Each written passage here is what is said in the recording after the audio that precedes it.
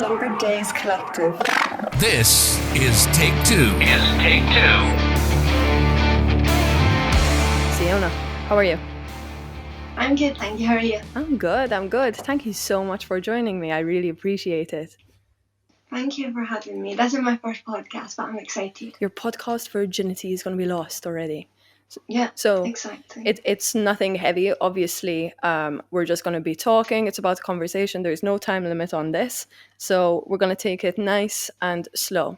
So let's start off from this. I came across you on TikTok. So you had a little bit of a video go viral of yours. Yeah, that was the one about Tasha and Love Island. Yeah. Yeah. So Yeah. let's talk a little bit about that, right? So basically, for those that do not know, currently on Love Island, there is a contestant called Tasha who's from the deaf community. She's deaf. And you responded to someone making fun of her accent, that a lot of people were saying it's an impersonation and it's not that deep. And you responded to that saying that that's not the case. Do you want to elaborate on that? Yeah, I just think I was quite shocked when I seen the video just because I didn't really know that's where we were in terms of like deaf awareness. I thought we were a little bit more ahead than we are. I think that's just because of the people that I've been reaching out to and meeting. I was nervous to make the video just because I know it is a bit problematic and I wasn't trying to like expose anyone or attack anyone or anything like that. I just simply wanted to like educate people. I think a lot of the people in the comments aren't that deaf aware, and like that's not their fault. Like it's a shame. Like I understand if it's not really your fault if you're uneducated, if you've never been told about it or you've not been taught it in school. And I understand that deafness isn't that widely spoken about, so I do get that. Some of the comments were saying I was being deep or like maybe making it something it wasn't. I find that hard just because I think it's a little bit ignorant, just because if a deaf person's telling you something's offensive, like you should just listen to them.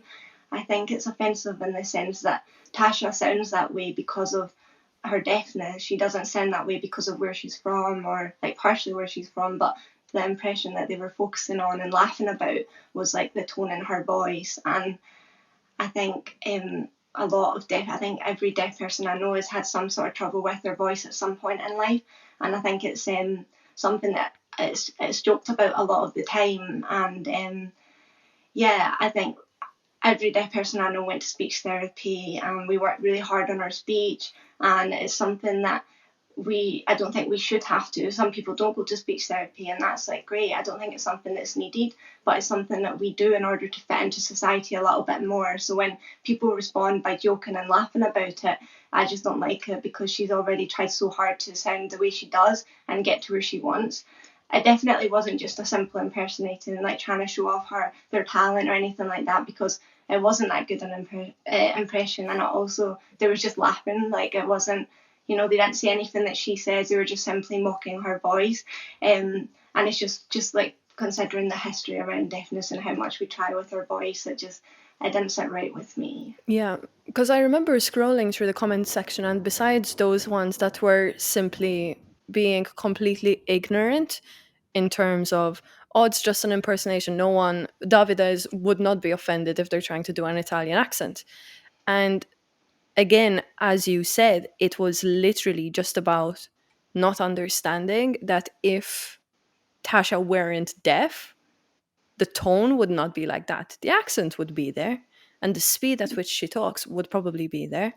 But it's like, I didn't understand how people did not get it, you know? Yeah, exactly. Like, I spent a lot of time in the comments like trying to explain to people like how it was offensive, and I explained in so many other different ways, and the same people just weren't understanding it. And at that point, like people were like the Davide, for example, like maybe he will find it offensive if people are making fun of his accent. Like making fun of anyone for anything isn't funny either way. If you're showing off a talent that you have with someone's voice and an accent, it's a little bit different. But when someone sounds that way because of something that they can't control, it's a little bit of a different situation. Yeah, it's just like a slight reminder that you are different. I remember with a few TikTok videos with people mocking and spelling the way I speak, and how I pronounce certain vowels. And I was like, oh, okay, cool. Like, that's not nice. let alone Yeah. something like that is an actual disability as well. Yeah. There's no point in that sort of thing. Now, with your experience, so like let's take it a little bit back. What so you identify as deaf, you are deaf. What is your story per se? So I was actually born deaf, but I wasn't diagnosed until I was 3 years old. So I have two older sisters and a twin brother. And so when I was born, there was like obviously a lot happening, a lot of children. My parents had 4 children under the age of 4. And I remember my mum telling me that she knew something wasn't quite right, and she spoke to the doctors about it and said that I wasn't progressing as quick as like my other siblings. And the doctor was quite dismissive and just said, oh, it's just because she's the baby, like she's just being babied, all her other siblings are looking after her, doing everything for her. And my mum was like, no, like there's something not quite right. And I got to 3 years old and I still wasn't talking, and all my other siblings were talking by that age, obviously. And then I went into nursery, and I was still like lagging behind my peers. We would do group work, and my brother had to be moved group because he would do the work for me instead. And I just like wasn't progressing at all. And my mum spoke to a speech therapist that was at the nursery, and she agreed that something wasn't quite right and told my parents to demand a hearing test. So they did that, and then they wanted to check for glue ear, they wanted to check for colds, like all this stuff. They just like, the last thing they were going to do was a hearing test, and we didn't quite understand it. Like I felt like my mum was like fighting for a diagnosis. And then they wanted to put grommets, like insert grommets onto me so that they could like test for if it was like glue ear. And I went to the hospital with my dad, and I was meant to stay overnight. And then they came through to my dad and was like, oh, we've not inserted it, there's no point, she's just deaf. And then he was like, yeah, so if you come back in 3 weeks, you'll get hearing aids, see you later. And so that was it. We leave the hospital, like my dad goes home, tells my mum I'm deaf, and that is it. Like there's no, here's some contacts, here's a leaflet at least, like there's nothing like that. You just like told your daughter's deaf and that's it. So I can imagine that being really like scary for my parents. I remember my mum telling me how she just didn't know what to do, and she just wanted the best for me. There was also one thing that I'm starting to find, like I'm starting to like debate a bit more now that I'm getting older and like researching it a little bit more, is that there was no option to get hearing aids. Like at 3 years old, my parents weren't even given the option to make this big decision of like having hearing aids or not, and that is a big debate in the deaf community. But back then, and probably still now, there wasn't much option. It was just do this, get hearing aids and speak. And I remember my mum trying to seek out to the doctors, get help from professionals and things, and the advice was always she needs to be oral, otherwise she won't get anywhere in life. But my mum like knew that I needed to integrate with deaf people. She knew that she wanted me to be a part, she wanted me to feel normal. And then so she joined a lot of like deaf charities, like the National Deaf Children Society, and loads of things like that where we can all, like deaf parents can meet, and like children, parents of deaf children can meet, and deaf children can meet. And she learned a lot there about the deaf community and not being like not looking past it, and just sort of like not falling for the trap of just going through the oralism route, and just like just being hearing basically, and finding all the cures so that you can fit in. And so I'm really grateful for that, because some people aren't, like, we're not provided the resources. My parents had to search and like look for help, and she knew she was luckily enough to know a parent that had a deaf child, so she had a little bit of help there, but a lot of the time there's not any help. So then ever since then I've just always tried to like, I've always been like proud of my deafness. Like I've always tried to like I've never let it hold me back. If anything, I've used it to like move forward, and I've always been proud to be deaf. I did go to I kind of went through a weird situation growing up, in the sense that I'm a hearing family, and there's not many deaf people around me. I'm from a tiny town, and when I go to like nursery, it's a hearing nursery, and when I go to like swimming or gymnastics or dancing, everyone's hearing. And then I go to primary school, and it's a hearing primary school. And then when it came to high school, it was the debate of a deaf school or a hearing school. And I was with all my friends that were going to that hearing school, all the people that I met, and my twin brother and my sisters were also at that hearing school, and it was a huge decision. Like, that school were telling me like that they didn't think they could support me, and the other school was a bit further away. I wouldn't know anyone, so there's a big decision in terms of that, and you never really know if you make the right decision. You just kind of have to go with it there and then. So I went to hearing high school, and then I never really found many issues that I was aware of until like I got to high school, and I just started to feel a little bit more different, a little bit like I felt like people were talking about it a little bit more, and it was just a bit more, you're more like aware when you're older. At primary school, no one really notices, everyone's just like whatever, like we're all the same, whereas high school it's a little bit different. And I did have a hard time in terms of trying to like get extra support and things like that, but I made it for high school, made it to university, and I graduated, so I did make it in the end. But yeah, That's a lot. yeah, I realised I just said like so much information. No. It's so true because I think we are at a different age than, like, technology is still really new in science, you know what I mean? So I'm not too familiar when it comes to babies being born now and the tests that they have to go through and the options that parents have when it comes to finding out that your child is deaf. But like, even say 20 years ago, it was so different. It was so different where it was like your child has to adapt. Like, I would know people back home who would have had to travel to the UK for like cochlear implants and all that kind of stuff rather than staying at home and doing it like in your country where all your family's at and all that kind of stuff, versus fast forward a few years and the surgery is now available there. So in terms of like obviously there isn't that much that you can remember, I'm assuming, considering that you were 3.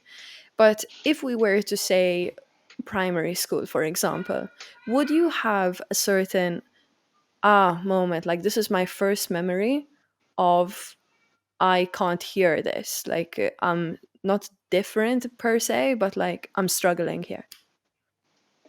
Yeah, so I think for me, I don't remember like a lot of primary school, and I think that's part of the reason. I think like I kind of blocked a lot of it out. I think like I remember like I do remember being in primary and just never really knowing what's going on, and I don't have a like, oh yeah, like this is hard. I just have like, I just like, when I think back to that time, like I try not to, and I think that is because I just felt a little bit like, yeah, I just had no idea what was going on, and I feel like um I don't like, no one really like believes me when I say that like when I sat in class, like I wasn't taking anything in, like I wasn't aware of what was being said. I always say that I've never learned anything in my life. Like I never have taken in information from like a teacher and like learned that I've had to go memorize it and work extra hard to do that.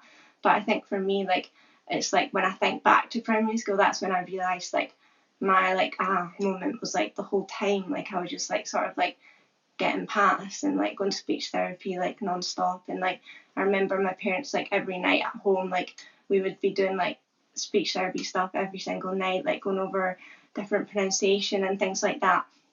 And I like, when I think back to that, I feel like sorry for like 5-year-old Shiona, and like I just think like, because you can't really communicate things back then, never mind being like delayed. And then there's just like a lot, my parents just wanted the best for me, so they were just trying their hardest to get like everything in place. But yeah, I think just overall it was just like the whole experience was just kind of like, I don't really know what's happening, like I'm not really taking anything in, just felt a little bit like lost, if that makes sense. Yeah, like kind of thrown in to the process with no choice of you have to figure this out, we're going to help you, but like we're, unfortunately, parents are learning with you at the same time, you know? Yeah, exactly. I think that's the hard thing. Like I can't imagine like how hard it would have been for like my parents. And like one thing I want to get like more into is trying to like help like parents that have suddenly got a deaf child and have no idea what to do, and like providing them with the resources and help, just because like how are you supposed to know what to do? Like there's no like help out there, and all the health professionals tell you to just be oral, that's the only option, and to wear hearing aids and things like that. But there's so many other routes, and I guess like society's just kind of a one size fits all. It's all about how can we make them and like okay with the hearing world. It's never well, we've got deaf people in society, what should we as a society do to make it easier for them? It's always they need to speak, they need to wear hearing aids, they need to integrate with us, they need to go to hearing schools, like, and I just don't know how much I agree with that message. Yeah. If, let's say that if you had the magic wand and you could control said things, what would be an ideal situation for you? One thing that I'm like really interested and like passionate about just now is the idea of like being taught BSL sign language in school, at primary school, and going through the phases of like learning about deaf awareness, learning how to communicate with people, learning about the history of deafness. And I think like if you were to learn that in primary school and be more aware of it, then you would just carry it on throughout. I understand that it is hard to like suddenly like have like sign language teachers to teach in secondary schools, and I understand the like complicatedness of it all, but I don't think it's that hard to implement a curriculum where primary school children can learn about deafness and learn the basics of BSL and learn like the history of it. I think like you're gonna come across a deaf person at one point in life, whether it's like at work, whether you work in a shop or in an office, whether you go to school and there's a deaf person in your school, whether you go to a club and there's a deaf person at your club. Like there's so many of us, and you're gonna come across it at some point, and then shouldn't be the time that you learn about it. Like you should learn about it before then. And when I meet people now and explain like, yeah, I'm deaf, like, and when they're interested and like ask questions, like, sorry if I'm asking questions, I'm like, no, like, please ask, because you're not gonna know. Like, and I don't blame you, because I wouldn't know if I wasn't deaf, you know. Exactly. So I think just more awareness, and like just I think primary school is a way to start, like more awareness there. Yeah. What was your journey like learning BSL? So my parents, like obviously the like health professionals said like oral was the way to go, and if I wanted to make it anywhere in life I had to be oral. But like I say, my mum knew how important it was that I was part of the deaf community, and she learned about the importance of BSL and having that like community behind you from like the deaf charities like NDCS. And we all went to like family sign language class on like Saturday mornings, and we would all do our best to like communicate and sign, and we have loads of books, and that like they would do qualifications and things like that. I think the more like as I got older and I could communicate more and I had hearing aids and I'm in a hearing world and I'm at a hearing school, like oralism kind of took over a little bit. And at one point in life, like I think you get to that stage like maybe like 10 years old, and it's like for me it almost like was a little bit like embarrassing to be a little bit different. And like I don't feel like that anymore at all, obviously, but at that moment it was almost like I don't want to sign in front of everyone. I don't want everyone to look at us signing all the time. And I think I sort of like shied away from it a little bit. But we've always known signing. We've always like used it where we can. It just sort of like got like lost a little bit. And then as I started to get older, and I was especially during lockdown, and obviously I'm doing I was doing teaching at university, so it was something that I really wanted to bring back into my life. And like I think during lockdown, like I learned a lot about myself in general and like who I am as a person, and that was one of the things that I really wanted to like work on again. It's been hard because none of my friends know sign language apart from like my deaf friends, but I don't live near them, I don't see them often, so we use sign language in my house every now and then when I don't have my hearing aids in, but it's just hard when I do have my hearing aids in and I can hear you. It's like this like awkwardness of like it's kind of lost because I can hear, you know, like it's kind of hard. But and I don't get to use it, like I say, because I went to like a hearing school and like a hearing university and things like that. So that's one thing that I wish I got to like do more, is use sign language. But it was kind of a journey. It definitely has been like a journey in terms of like it was really focused on. And then because I had hearing aids and because everyone around me was speaking, it just kind of got lost a little bit. But we've always been like tried to, but life gets busy and yeah, it just happens. I completely understand that. Especially, I think the moment that a family goes, okay, we're gonna talk in this language now. It's like everyone's like, oh, but I can't say it in English right now, for example. Or it's always slightly out of your comfort zone to the point where sometimes people just give up on it. You know what I mean? Yeah. Yeah, exactly. Now, in terms of hearing aids, so like to my knowledge, there's hearing aids and cochlear implants, correct?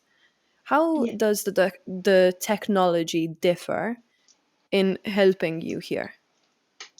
So a cochlear implant is for like profoundly deaf people, and basically, from my understanding, you have surgery to get like a metal put into your brain, and so that you connect the implant to your head. Um, the thing about cochlear implants is it takes away all your hearing, so you can only really hear with the cochlear implant in. And there's also a risk that it doesn't work. So you could go through the surgery and lose your hearing, and then that cochlear implant not work, and then you've like not got any hearing at all. For me, I wouldn't like right now. I have hearing aids, and I always have. Cochlear implant hasn't ever really been a question for me, but I think it just depends on like where you're at and like how.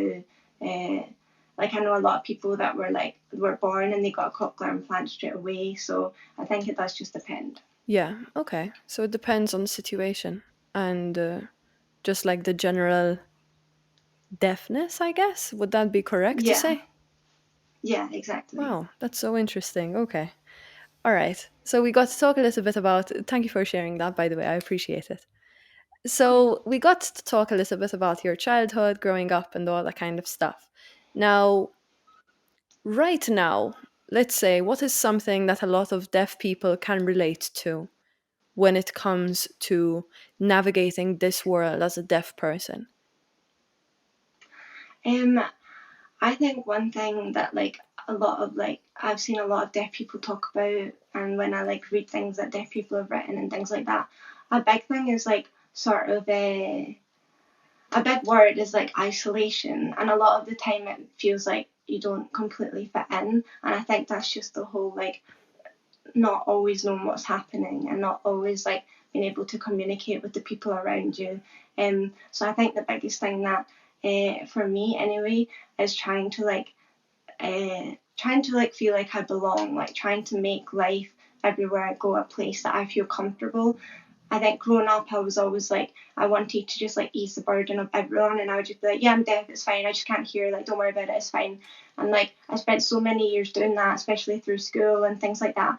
And then I got to a point when I was sort of like at university, I think, and I was like, I'm not just deaf, like, I can't just not hear, like, there's way more to it.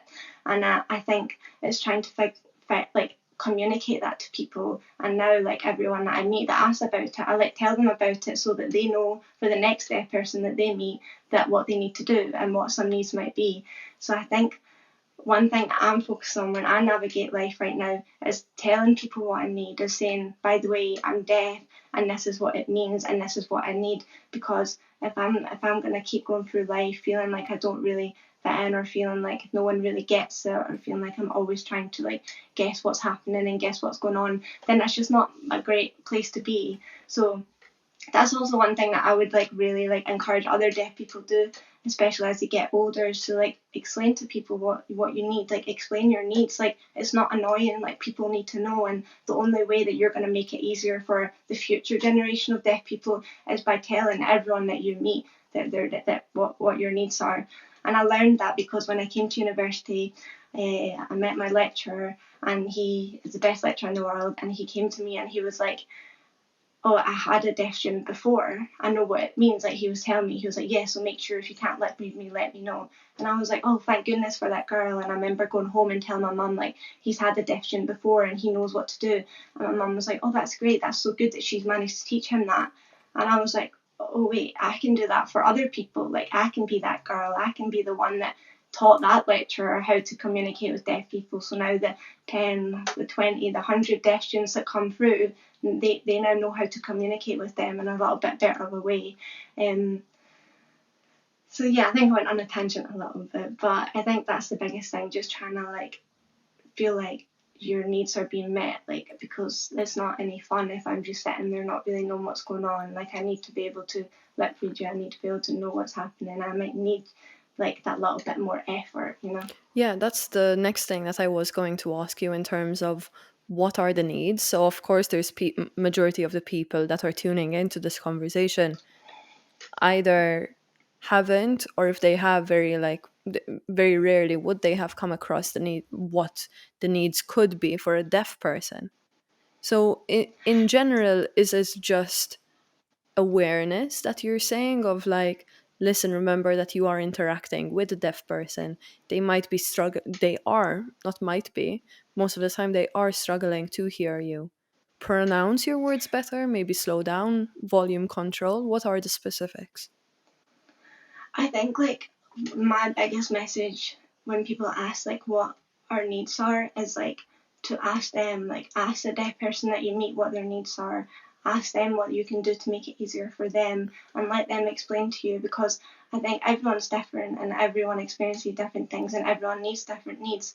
But I think like people shy away from it. People shy away from being like, okay, so like, what does it mean? Like, what do you need from me? When someone does that for me, it means like so much. I'm like, thank you. Like, it makes me feel like you care. It makes me feel seen almost. And I think that's my biggest thing that I can ever tell anyone when wanting to know how to like be more deaf friendly, and it's ask them, like ask the person, because I could sit here and say, oh, a list of things that work for me and what I need, but that might not be the same for every deaf person, and it varies so much. So definitely, like, don't be shy to ask questions. There's nothing wrong with ask questions, and I've never once been offended by someone asking a question. If anything, I like appreciate it more. I'm like, they care, like they want to know, like they're actually interested.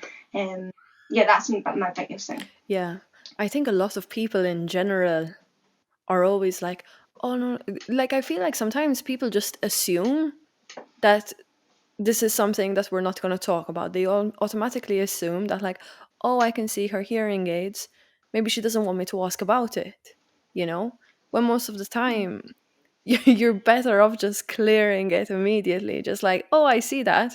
What can I do? Yeah. You know? Yeah, for sure. Like I think like for me, like I always know when people feel like awkward by it. Like I could like list all the people that are like my friends now, and I'm like, yeah, you felt awkward about that, and it's not their fault. Like they just don't know. But that's why like, and like I think like a big thing is like deaf awareness, like the like obvious things like lip reading, things like that. But like I just think like that just there's just no harm in asking, and if they're like, oh, nothing, it's okay, but thanks, then that's fine. Like there's, you asked, you did your best, you tried to meet their needs, and that's it.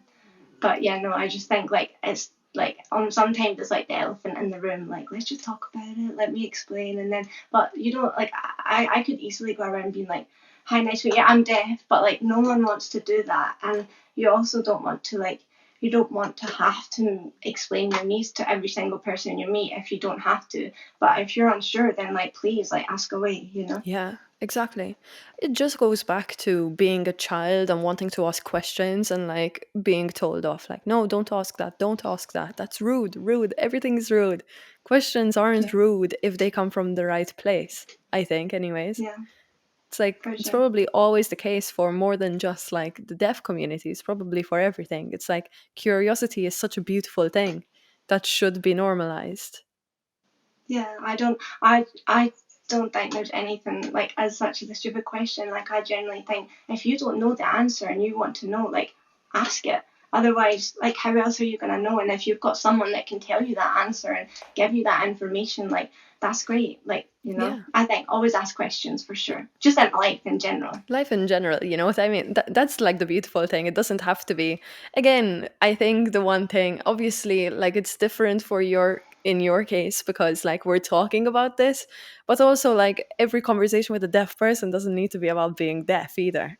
Like so Um, many people are just always like, oh no, let's talk about this and only that. It's like, no, there's more to that. You know what I mean? Yeah, for sure. My friend asked me a question that her brother had asked her to ask me, and then she was like to him, "You can just ask her like whenever you want." And then he said, and it really like I was like, like I've never heard someone say that before. And he said, "Yeah, but I don't want people to think that the one thing that makes them different is the only thing that's interesting about them." And he said that he has like a Romanian work friend and he could ask her so many questions, but he doesn't want her to think that the only thing interesting about her and the only thing he wants to know is about the one thing that makes her different. And I think that was a really nice perspective to sort of hear. Like, and I think it's that balance almost, isn't it? Like, ask about it, let's explain it, like you understand it, and then we can just like have normal conversation And move on. Exactly. Yeah. What was the favorite question that has been asked to you? So like this wasn't a thing until like I started like making videos online, and it's how I have an accent. And everyone is always shocked by this question and by the answer. And I remember being asked it the first few times and being like, I don't know, like I'm not a professional, like I'm not a scientist, like I'm just deaf, like I don't know the answer. Why would I know? And I remember asking my parents about it, and we were all talking about it, and we were like, and then I remember being like, but everyone has an accent. Like, it's not, I don't know, like, I know so many deaf people and all of them have a different accent. And I remember, like, trying to explain, sometimes I, like, know it in my head, but I can't articulate it properly. And I remember trying to find a way, and I was doing loads of research so I could give the people the answer. And I was, like, looking at it, and it was all about how, like, you can pick up an accent through lip reading and, like tongue movements and the way it all moves, and like hand its gestures and like facial expressions, like all of that together makes up an accent. So an accent isn't just like the sound you hear, but it's also visual stuff as well. Oh yeah, for sure. Yeah. Like my accent has changed since moving to Ireland. You know what I mean? And that's literally from people correcting me or me asking a question or how do you say this? How do you do that? And it's kind of like an element of teaching, you know, and like being the student. And you are obviously all of us were, not just you, but like we were all a student on how to speak at a point, which is so like, Exactly. like people forget about that, you know what I mean? So Like you carry on. I had a Scottish speech therapist, my whole family is Scottish, my school friends are Scottish, my teacher is Scottish. Like, what accent am I going to have, you know? Exactly. Like, were you based in Scotland as well? Like, did you grow up there? Yeah, like, Jesus Christ. Like, you're Scottish. There you go. Like, that's fine. oh my God. People don't get that. Like, and I think a lot of people, when doing research for this conversation, right, Siona, a lot of the comments were saying about how amazing it would be. Like a lot of people are in favor of BSL being taught in like primary school, and a lot of people have also said we need a universal one like that. Like no fights will happen ever, and it's like See, I think like a lot of people ask me like, oh, does everyone know like BSL? And I'm like, no, like there's just the same as spoken language. It's been developed differently in different communities, but there is like an international sign. It's not like that. Like I don't know many people that know it, but a lot of people are like, wow, that was such a missed opportunity. Like we could have just taught one sign to every country and everyone could communicate. I'm like, yeah, we also could have did that with speaking as well, but we didn't. Exactly. Like that's just the way the world works. You know what I mean? Yeah. Like I don't think there's ever going to come a point, and if it does, I don't think it's going to be in our lifetime where like humans are going to sit around and be like, you know what? We're going to have one language and we're going to have one sign language for it, and that's it. Oh, exactly. It's just not the way it works. No, people can't give up their currency, let alone their language. Let's put it that way, you know, like it's not gonna happen anytime soon. Oh no. People are silly. Like I get it. Like the what's the word? Like the intention is there. It's just like the execution is not. It's not gonna happen. Oh, I'd love to see just like a sign language meeting happening though, with all the different like languages all over there. And it's like, no, what are you trying to communicate here? No, it doesn't work. I don't even. It's not even possible. It is for sure. Oh my God. Okay, no, that's so weird. So we're talking about all of this kind of stuff, and again, like the backlash of the accents and all that with Love Island. So when did you start creating content per se? I started like making TikTok videos in like lockdown, Okay. and then I realised like the thing that's so cool about TikTok is that like you've got such a good opportunity to reach hundreds and thousands and like millions of people, and like there wasn't really a platform like that at the time. Like you couldn't just like post a video and hope that it gets views, whereas TikTok you have more of an opportunity to do that. And I remember like posting some videos, just like sort of silly ones, and then one of me and my twin brother like kind of went off, and I was like, well, like so many people have seen that, and I'm like, that's weird, that is so many people, and that like clicked in my head. I was like, that videos I make could reach like so many people if I wanted it to, and if I try my hardest. So then I started to like just make like videos trying to like educate people, and like make deaf awareness videos, and sort of like tried to show like younger deaf people like what I had achieved to give some inspiration maybe. And that took a while to sort of get like, I remember being like so happy with like 1,000 views every time, and it took a while to start to like get some followers. Yeah, for sure. And like in the beginning, a lot of the followers came from like videos I made with my brother that were nothing to do with like being deaf. So I was like, nice. I was trying to like escape that and like not make it about him and try and bring the deafness in.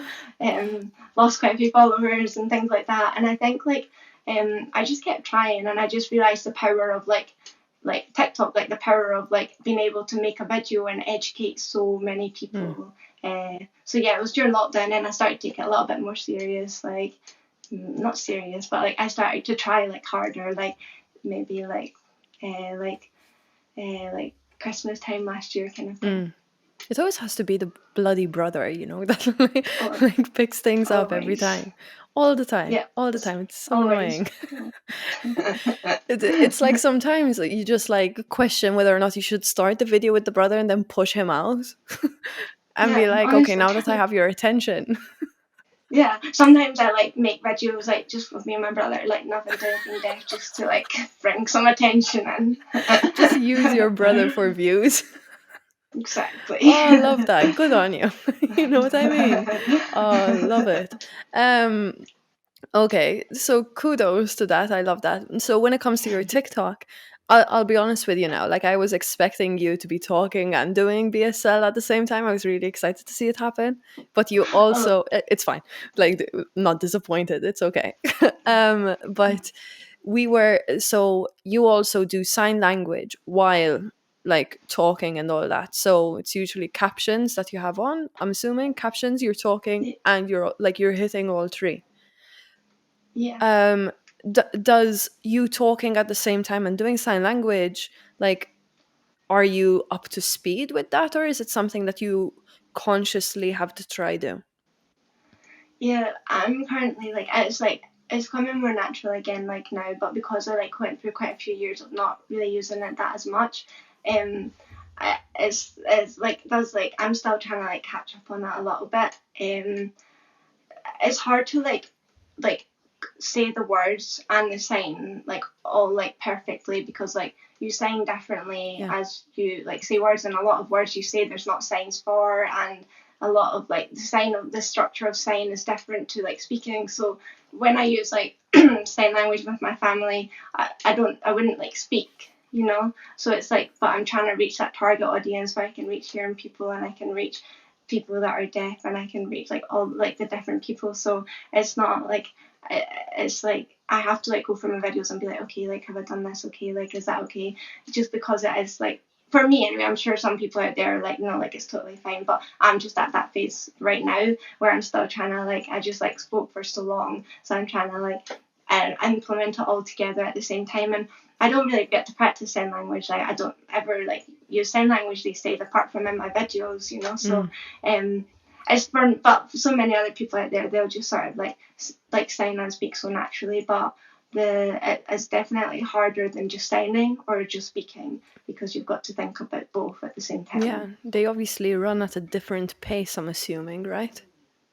Yeah, for sure. And like, for example, like the structure of it's hard because I use BSL, but it's like sign supported English, so I would speak and use sign to support that. So like for BSL, the structure of like the sentence changes. So it would be like, if you were to say what's your name, you'd be like, your name what? Yeah. And so like, yeah, you put the subject first. So, or like, name yours what? So you put the subject first and then the question, and that's obviously not how I grew up like speaking. I grew up like oral as well. So it's hard in that sense as well. But if I was to just sign, it would be easier than doing both. But I want to reach, like, I feel like people wouldn't watch my videos if I was just like signing the whole time. Just living life like that. That sounds so cool. I'd love to see a brain like imagine how like juicy that is, you know what I mean? Like that's such a skill. It's not scary, it's so cool, but like that's amazing. Like that humans can just do that. Whereas like That's cool. I struggle sometimes formulating a whole sentence because I grew up bilingual. Like Jesus. Oh, okay. So that's another amazing thing. Kudos to you. And I really hope that like you get to that point. I'm just gonna be like scrolling your TikTok stream. I'm like, I know the secret now. I know it. Siona, what does representation mean to you when you see the likes of Tasha? I think there was someone on The Bachelor in America doing something like that as well. What does representation mean to you when you see someone with a hearing aid or a cochlear implant? For me, and like where I'm at just now and like the age I'm at, for me it makes me so happy for like the younger generation, because I remember growing up deaf and just like feeling like I was the only person in the world that was deaf, apart from like the few people that I knew. And there's only like one other deaf person I know from my town, and like I remember just feeling like it was just not a thing.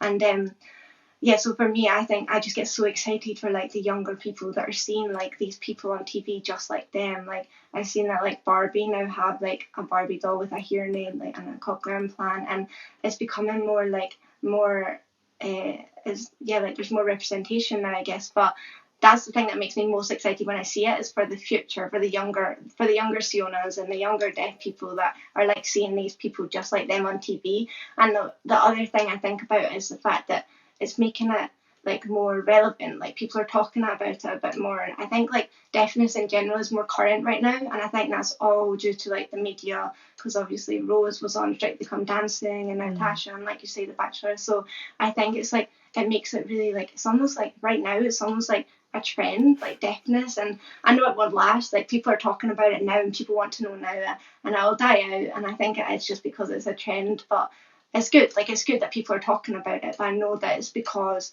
there's like people like in the media just now, and I think that just shows how powerful like the media is and how much of an impact it has on like what people are talking about.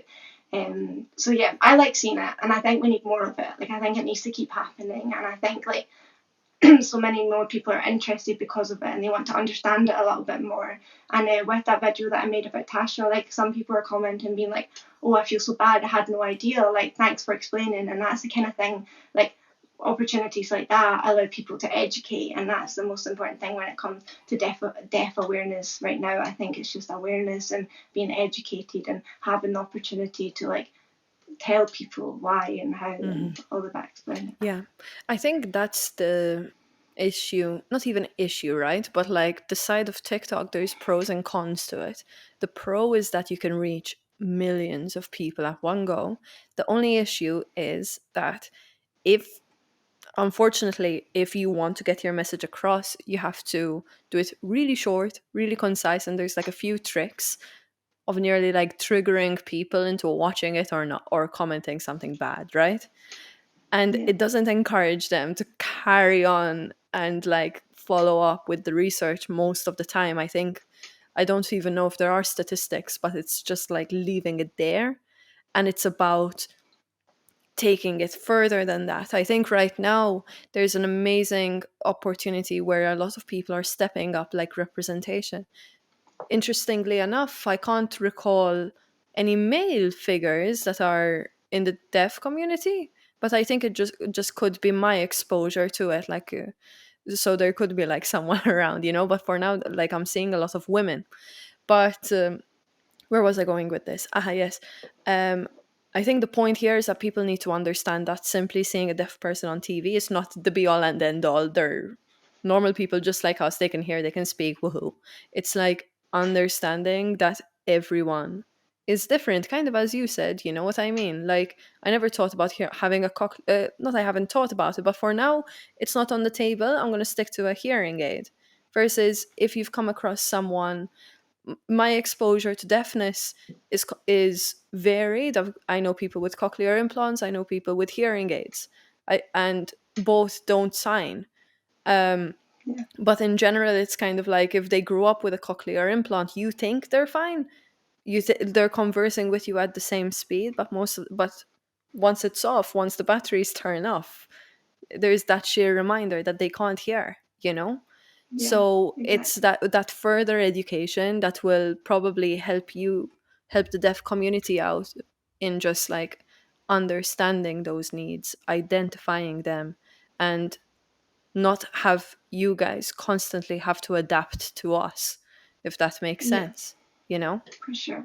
Yeah, I think like one thing about like I've seen quite a lot of like comments about like Tasha being like, oh, but she wasn't even lip reading at that point, or oh, but how did she know that someone shouted on her? And like I think that's sort of like things like the opportunities like this that are being shown on TV is allowing people to see like, oh, like being deaf doesn't mean that you cannot hear a single thing. It doesn't mean that they cannot communicate with you at all. It doesn't mean that they don't have good speech. Like it doesn't mean any of that. It varies so much in all aspects. And I think for so long, like people thought deaf people were mute and things like that. And while some don't talk, many do as well. And either's fine. Like there's nothing wrong with either. We're all different, and that's what's cool. And that's what I think is so important about asking the question, because it's such like a spectrum, and there's such like there's like hearing aids, there's cochlear implants, there's not wearing anything, and there's not having your hearing aids in and then having them in, and people don't quite understand the like difference. Like I see Tasha, but I don't really watch the band anymore because it's annoying me. But I seen like every morning, like Tasha has her cochlear implants on straight away, and because otherwise, like she won't be able to like hear what everyone's saying, and I think people don't quite understand that, and so now people are like, oh, so being deaf doesn't mean you can't talk. It doesn't mean you can't hear at all. It doesn't mean you can't be communicated to, which is good in terms of representation. So yeah. Yeah, exactly. I think it's just like education on the spectrum of being a human, you know, and navigating life, whether you are neurodivergent or there is a disability, or even just like sometimes even just having everything on paper fine. It's different for Yeah, everyone, you know, and for sure. it's never just like the stereotype of just one version of being deaf, one version of being blind, autistic, everything, you know. Exactly. Yeah. Kudos to you, Siona. I'm so happy Thank that you. I got to have this chat with you. It really means a lot to me, honestly. It means more to me. I'm really glad to like be on and like be able to like share things, because like you see on TikTok, you don't really get to. You just get like a minute, like 3 minutes now to like quickly say like all this information, and how do you get the people to watch it, and how do you make it engaging and all that. So it's good to be able to just like chat it all out, you know. Yeah, exactly. So if anyone wants to find you, where are they going to find you, Siona? I'm on Instagram and TikTok, and it's Shiona, Shiona. Amazing. Thank you so much for joining me. Thank you for having me. I appreciate it a lot. And thank you everyone for listening. Longer Days Collective.